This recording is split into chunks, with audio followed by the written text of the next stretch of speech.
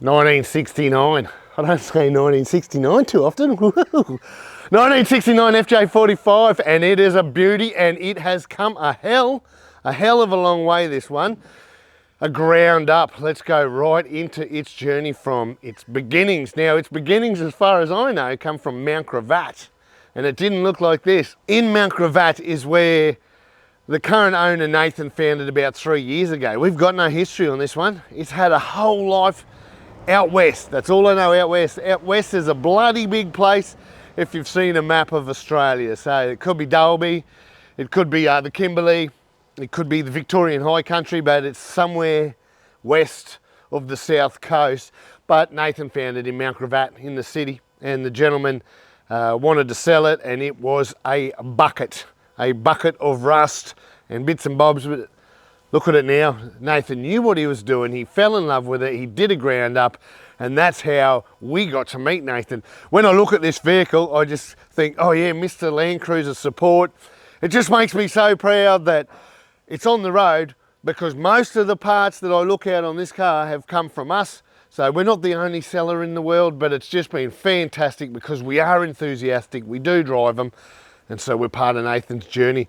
Let's go around the outside of this. This is Cadet Blue. Cadet Blue, it's an original colour. The roof's the original white.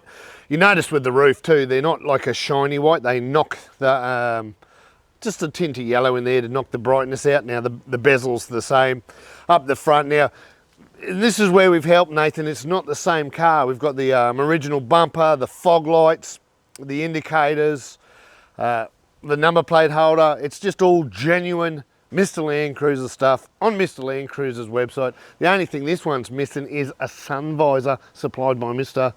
Landcruiser. But those mirrors.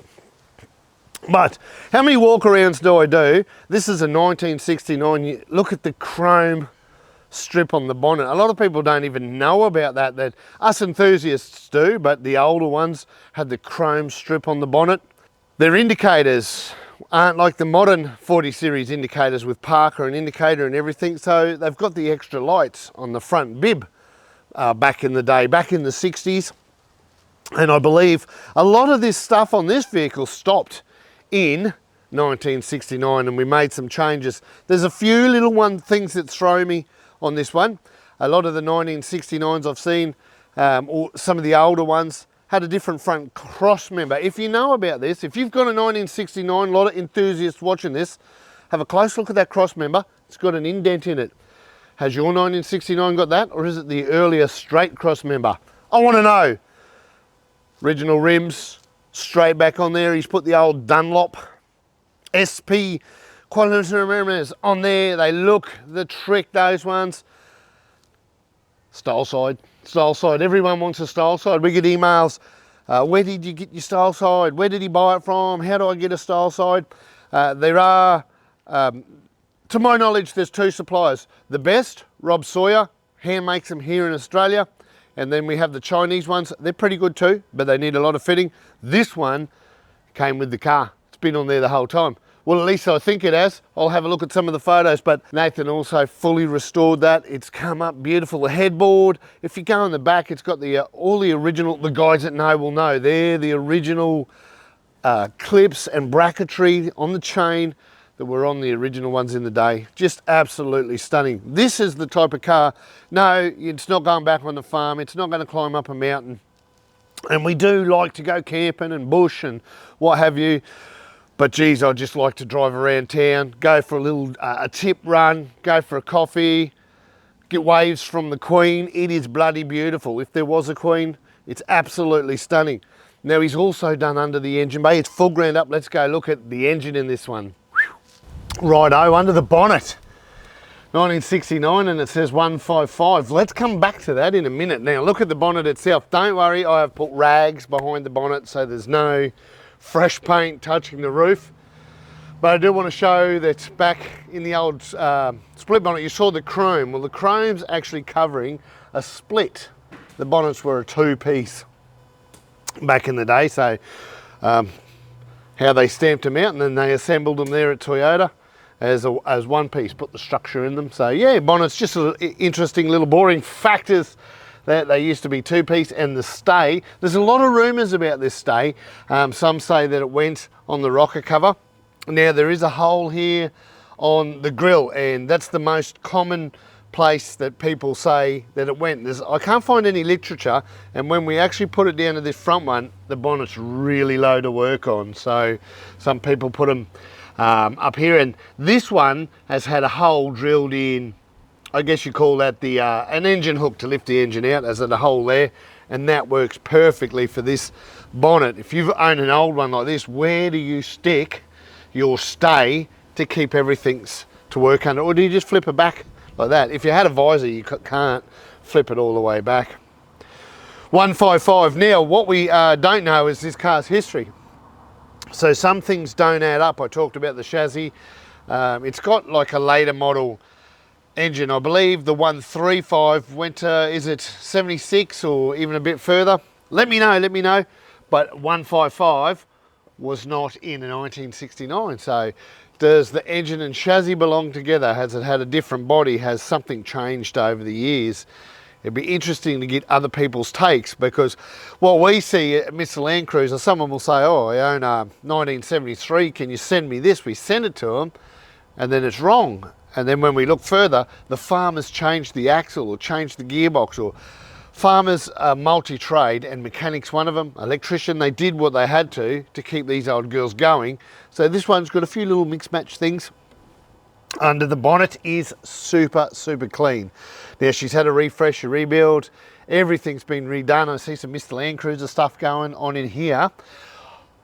I see an ACL loom. Claude's gone through and done the work here, or sent the work over to Nathan to put an ACL loom in. So Claude does magnificent work. This could have had an LS1, could have been on an 80 chassis, could be original, but Claude caters at ACL to your needs.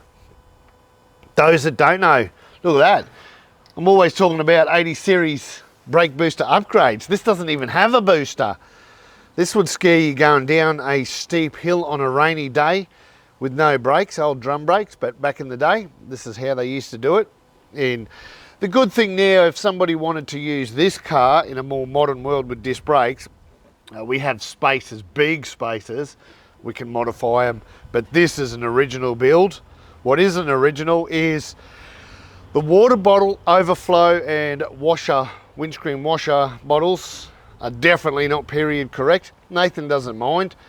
He found the bracket, we've got genuine bottles, it fits like a treat, it's all Toyota 40 series part numbers, so it was a good answer to a car that didn't have what was required at the time.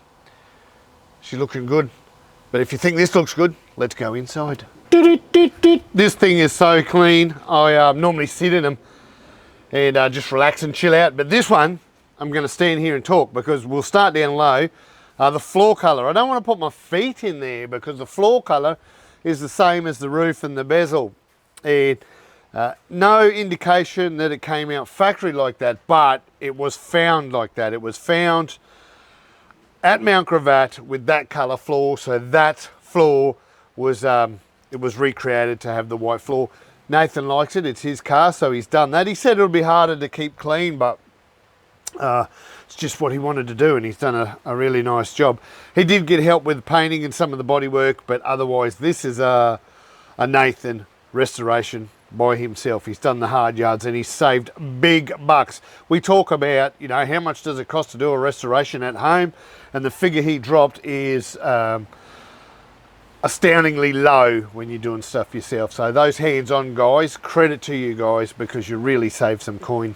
The seats, he would have had them done by someone professional, and they've come up bloody beautiful. They've got all new cushion, very high, very thick, and very cozy. I actually find the seat themselves and the earlier ones a bit nicer and more thick cushion for that booty than the like 1980s, the fuel tank outside ones. I prefer these old girls. Maybe not as much leg room, but bloody comfy. Look at the dash. He's done all the colouring right, from glove box lid. He's got a new, I don't even know where you get them. More comments. The 3-speed shift instructions for your glove box. Bloody lovely. fully restored. The cluster, no, that's not a new one. That's restoring the old one. Went right through this, restoring all your internal visors and that house. This is so cool. We'll put them down and you can see, most guys know if you're new to 40s and you're just getting into them, if you go back to 1974 and earlier, you'll find your windscreen wiper motor fully exposed. In 65 there was 2 motors, but you'll find your wiper motor fully exposed in the car with you. So just cool agricultural nostalgia. And these older ones have clips on the roof too, that to release the roof. So it's more than just screws at the back. You've got to do the clips. A few little unfinished things in here. And that's part of the reason why it's in Mr. Landcruiser. He's taken it so far. We're running it up. Little things, wheel alignment, run it up and go over it, check all the temps, tightening some little electrical gremlins, just the final touches. He just wants a little bit of support. So we'll go through and finish that. Original 3, this is so faint. This is an original gear stick knob. Back in the day they had first, second and third and reverse engraved. It's wearing out. They're all sought after. Now, the condition of the steering wheel is top dollar. You could get $1,000 for the steering wheel now. That's how rare you'll find that just having this centerpiece in such good condition. Nathan's really got a beautiful blank canvas. Back then, you had a chrome handbrake handle. They all went plastic. They went plastic in the 70s, but right throughout the 60s to the later 60s, you had chrome. Things were just a little bit nicer back then. The interior light back there still needs a cover. We're working on that, but all the new hood lining, aftermarket with all little holes, replicate what was there in its day. All weather strips, no door cards back then. It's all steel. And you look, the little bit of rain falling on it right now makes no difference. Well done Toyota, it's steel, it's agricultural. I don't know if you can hear this thing. I've got a microphone on me.